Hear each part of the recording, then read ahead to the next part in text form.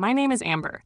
Back then, I was 16, which in small-town math meant you were legally allowed to drive and morally required to live in a hand-me-down jacket and a permanent layer of chewing gum gumption. My first car, or more precisely, the first car that felt like mine, was a 1984 Jeep CJ7. It was Jake's name on the title because he was older and had a steady job and the paperwork few adults respect. I paid for the oil changes, the cussed-out carburetor wrenches, and the vinyl seat covers, with hours of midnight shifts and grocery money saved in a coffee can. To me, that Jeep was a battered badge. Freedom that rattled when you laughed too hard and smelled faintly of old fries and engine grease. We were dirt poor in the way that makes you creative and stubborn. My parents worked. They loved me without a manual. Jake was my older brother. Tall, annoying, good at charming, and at getting out of trouble. He also had a weird talent for offloading responsibility onto me and smiling like it was a favor.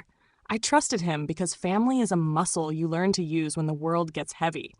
So when he asked to borrow the Jeep to take a girl to a party, it felt like normal sibling currency. He takes the car for a couple hours. Party, I get the garage swept when he returns. I even took a week off in my head from worrying about it. The station where I worked nights was the kind of place that runs on coffee, fluorescent light, and customer grudges. It was a full-serve pump in a town with one other option that shut down at midnight, which is to say, it was a small but significant monopoly for the insomniac and the lousy on gas. The Jeep had a perpetually broken gas gauge that always read E, no matter how much I topped it up. It had been like that since the day I bought a new battery and a used headlamp with cheeks of rust. That stupid little needle made the Jeep and me companions in low-level panic. We never trusted each other completely, but we respected the arrangement. Jake handed me the keys like he was passing a baton, not because he forgot them, but because it was easy to say, "Leave them in, I'll be right back." I believed him. He said it as his way of saying, "Trust me," like the casual command of someone who'd never had to prove it. So I left the key in the ignition, turned it to accessory, and let that tiny chrome object cool in the plastic cradle. I scrubbed the espresso smell off my hands, clocked the time, and watched his taillights fade into a night that felt like it belonged to both of us.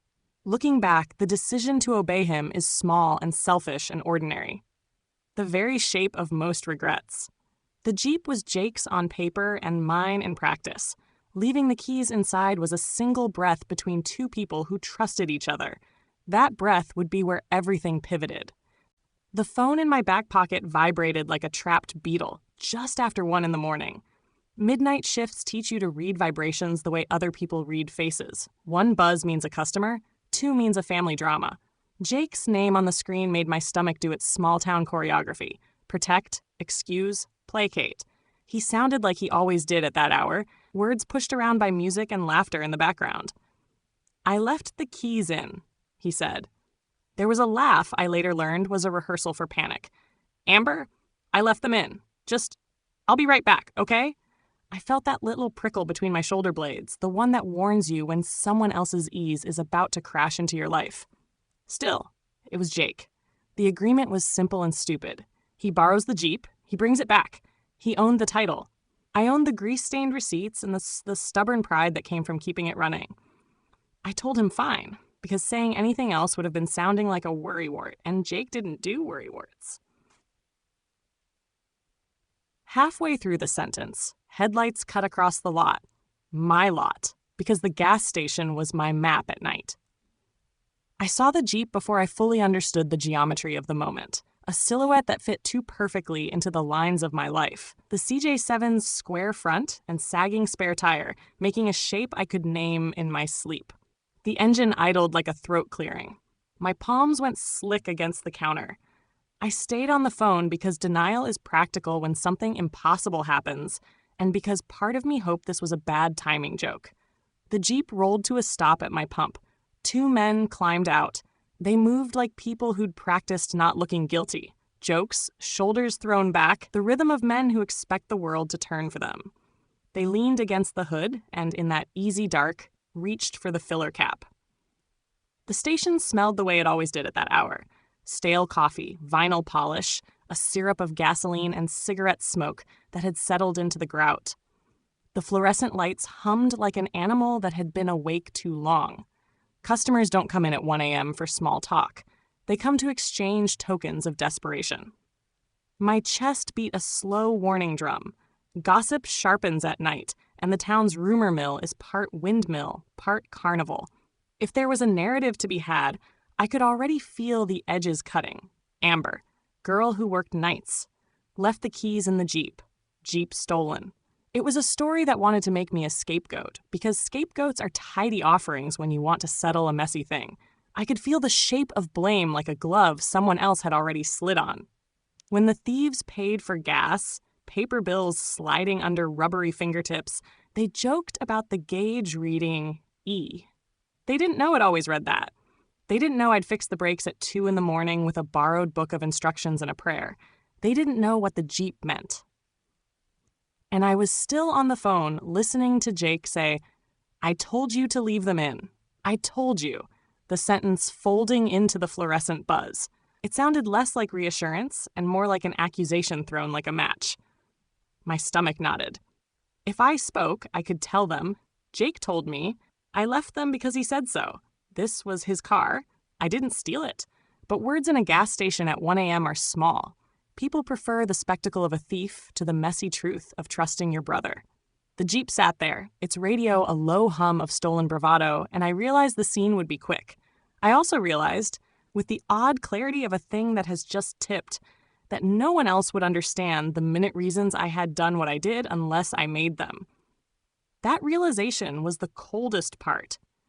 It felt like being the only one in a crowded room who knew where the trapdoor was.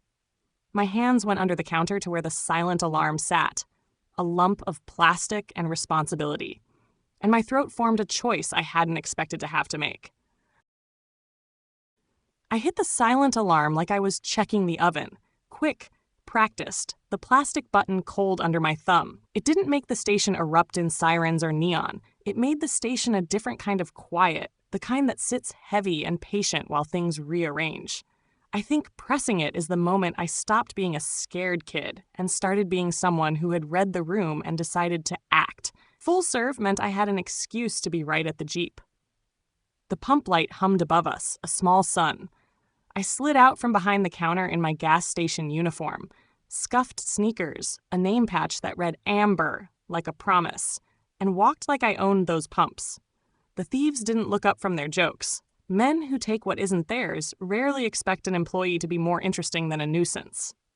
I put the nozzle in, squeezed the handle, and watched the meter crawl while my heart did an impatient shimmy. The Jeep's gas needle, of course, was theatrically blinking empty. That little lie had saved me more times than I could count. Tonight it worked like a talisman. The men, Kurt and Marty, as I'd learn later, names that fit them like $2 hats, argued about the gauge and whether they'd been ripped off.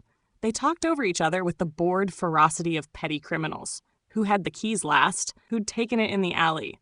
Who was supposed to watch the road? Their voices were loud enough to fill the station, but soft enough to make the details public. They paid cash, counted bills like kids showing off a card trick, and headed for the store to buy smokes and time. That's when I saw the angle. One of them always left the key in the ignition when he hopped out. Arrogance makes people sloppy. When Kurt swung his leg out and the Jeep door hung open, the metal of the key glinted in the pool of pump light. It was a tiny, ordinary thing, bright and ridiculous. I stepped closer under the pretense of wiping a windshield, my plastic squeegee in one hand, my other hand in my pocket steady as a metronome. I could hear my pulse in the back of my throat, but my fingers were calm. When Kurt walked away to argue with Marty about who had turned the radio up too loud, I reached in, palm cool on the steering column. The key came free with the softest click, like a secret being told. I pinched it between two fingers and slipped it into my pocket with the casual care of someone putting away loose change. No rush. No drama. Just a small, self-preserving theft. Reclaiming what was mine because the world had decided to play fast and loose with responsibility. They paid for the gas, they cracked jokes, and then they started squabbling about ownership of the key, like it was a relic. The argument was loud enough to make me smile. Ridiculous, petty, human, and it bought time. With the key folded into my pocket, hot against the denim, a weird calm spread through me. A mix of triumph, guilt, and an odd kind of pity. The night had shifted. The delay had begun.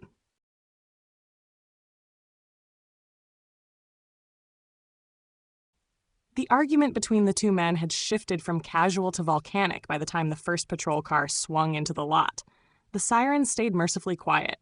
Just the sudden flash of red and blue washing over the white concrete and painting the Jeep like something holy and damned at the same time. Kurt and Marty froze mid-shout, mouths open, cigarette smoke curling like question marks around their faces. I was leaning on the pump handle, trying not to grin like someone who just pulled off a minor miracle. The officers stepped out with the kind of calm that says they already knew what story they were walking into. The dispatcher must have told them it was the weirdest silent alarm they'd had all week. Stolen vehicle, victim calling from inside the crime. One cop, Officer Green, was broad and skeptical in that professional way. He walked up to me first, hand on his belt. "You the one who hit the alarm?" "Yes, sir," I said, still gripping the nozzle like it was a microphone. "That Jeep's mine." Or, "Well, my brother's. It was stolen about an hour ago." The words didn't seem to fit the scene. A quiet gas station, two confused men, and a teenage girl in a grease-stained uniform. Green squinted. "Wait, you're saying this is the stolen Jeep?" "Yep, they brought it in for gas. I filled it up for them." He blinked twice. The second cop, smaller, younger, trying not to laugh, had already walked around the Jeep, checking the plates, confirming the registration. By then, Kurt was sputtering about some mix-up, insisting they'd borrowed it, that the girl was crazy, that they were just running an errand. Their voices overlapped in a panicky duet. Green wasn't buying it. When he found the keys missing, their confusion turned to panic. "Who had the keys last?" he asked. Both of them pointed at each other, half shouting, "He did!" I might have enjoyed that a little too much.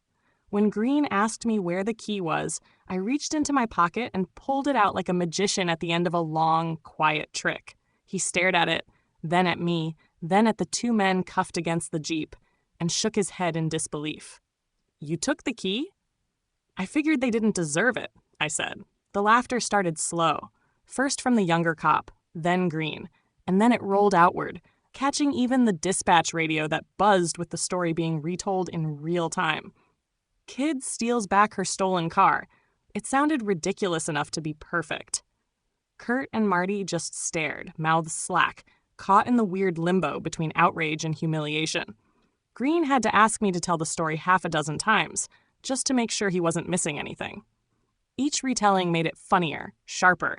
The gas gauge that always read empty, the coincidence of the station, the broken trust between brother and sister that led to this circus.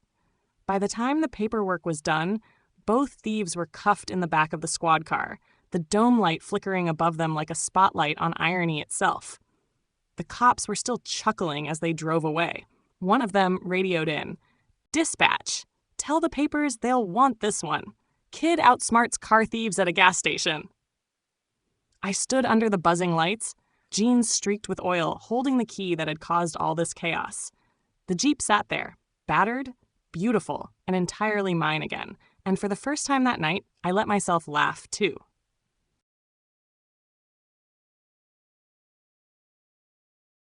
The next morning, the whole thing was in the paper, front page, below the fold.